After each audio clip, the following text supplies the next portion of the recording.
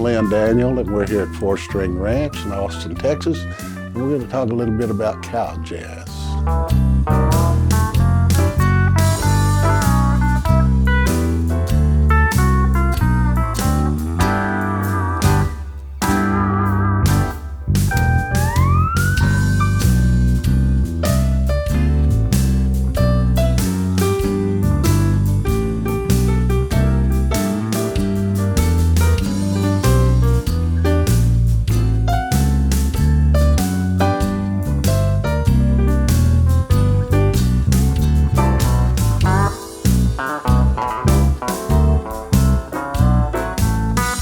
All right, the song we're going to talk about today is a little piece I affectionately refer to as noodling on swing cheese. And it's just showing a few different approaches you could take to this type of progression, which is pretty typical progression of something you might run across on a Western swing gig. On this progression, it's basically a 1, 4, and 5 in the key of G. And I'm using a few extra notes, not really reharmonizing, but using a few extra notes to spruce it up or spice it up a little bit.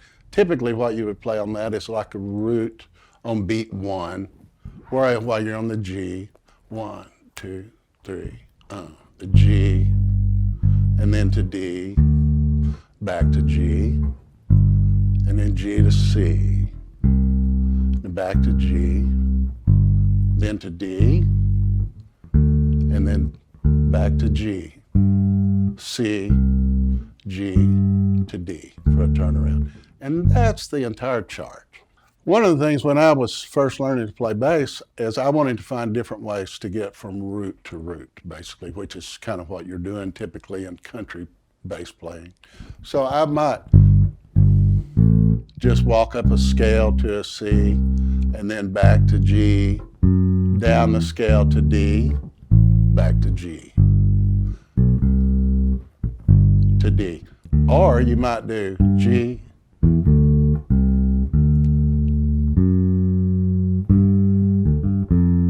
there's all kinds of stuff you can do. And then back to G.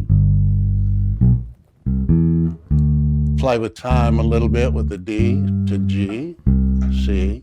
And then I did a thing,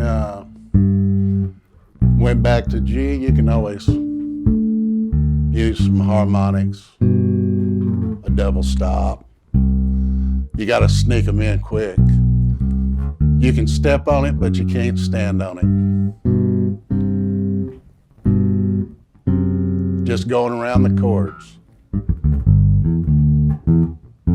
Little 4 to the bar. And sometimes I use this D tuner. Poor man's 5 string.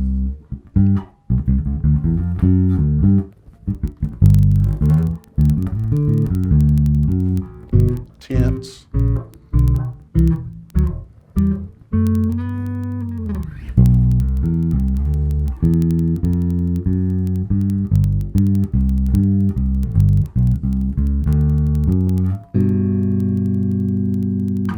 I mentioned tenths, and a tenth is basically an octave above the third, like the 9 is an octave above the 2, etc. 1, 2, 3, 4, 5, 6, 7, 8, 9, 10. There you go. Now when you go to the 2, you want a minor tenth. 3, you want a minor tenth. 4, you want a major tenth. 5, major. 6, major. 7, for our purposes here, is minor, and then back to major. Minor, minor, major, major, minor, minor, major. And there's your tenths. Thank you, Johnny Bush, for what he calls fiddly dumps. In Fort Worth, they refer to it as bucket of beans. But what? Fiddly dump, fiddly dump.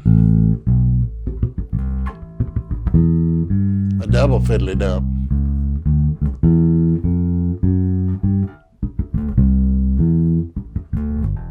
That was a sloppy fiddly dump.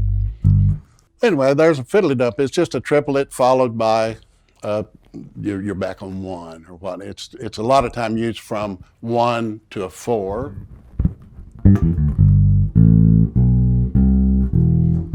or going five back to 1. And you don't have to play specific notes.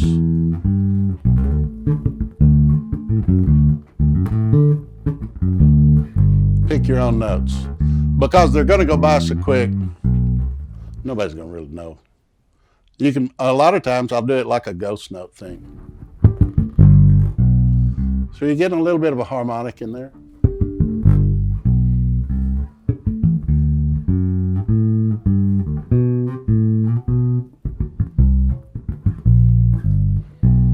Here comes a double one.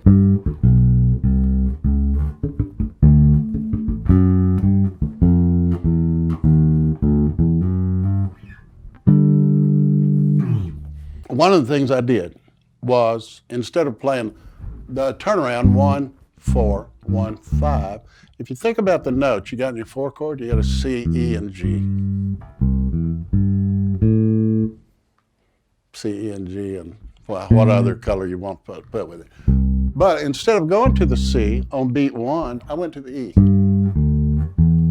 And then instead of going to the 5, I went to the 5 of 5 or the 2. Because it's all part of the same chord anyway. You got a D, F sharp, A, and C. Look at that A and C. It looks like an A minor to the D. It's all part of the same chord. So instead of 4, 1, 5, I did a 1, 6, 2, 5. It all works the same. All part of the same family. So this tritone thing, say for instance you're over a D chord, and at the top you're playing these 2 notes. You got a C and an F sharp. Is that an F sharp? Yeah. For your D chord. If you move it down a half tone, you've got an F and a B. Move it down another half tone, you got a B flat and an E, correct? So B flat and E would be over C7. Half tone up from that, you got a G7. Half tone up from that, you got a D7. So if you got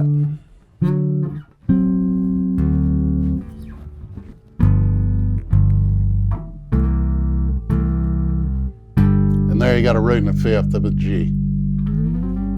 Or you can go back up to the 7th.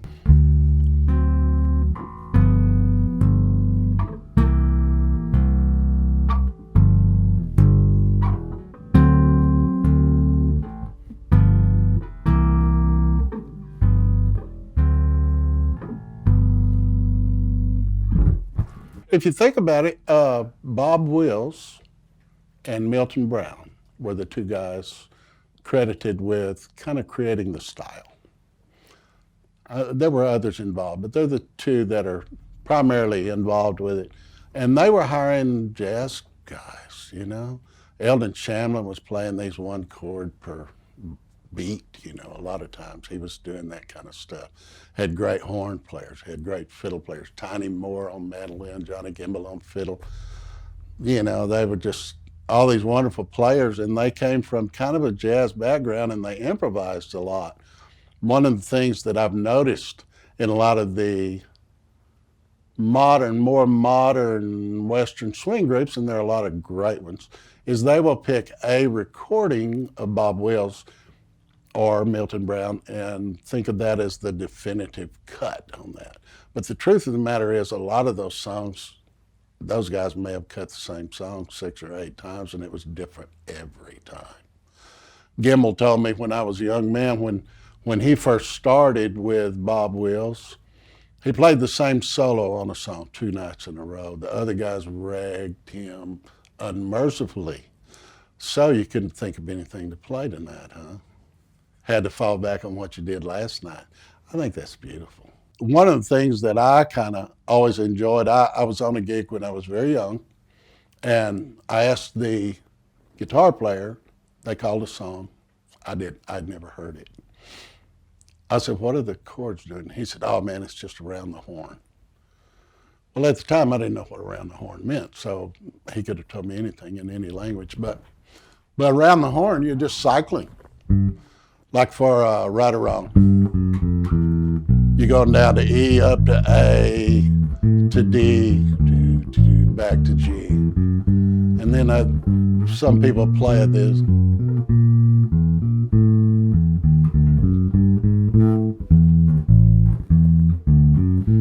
And then back to E and start around the horn again. But here there's a little twist. It goes down to B and then back to E and around the horn. So it's just all around the horn. He was right. I just didn't know what that meant. Going around the horn, what a lot of times what they're referring to, say for instance, we're in the key of G, so let's stay there. He's going down to the 6th chord, and they're normally majors, dominant chords.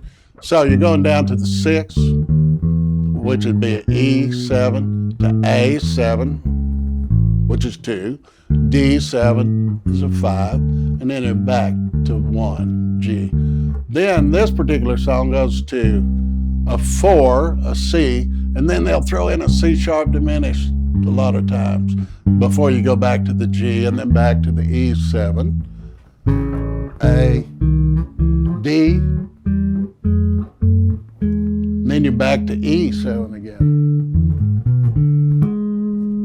to A, to D, and then it goes up to the 3, to the 6, to the 2, 5, 1. There's your 2, back to the 5, back to the 1. It's kind of like I Got Rhythm Changes, a lot like I Got Rhythm Changes.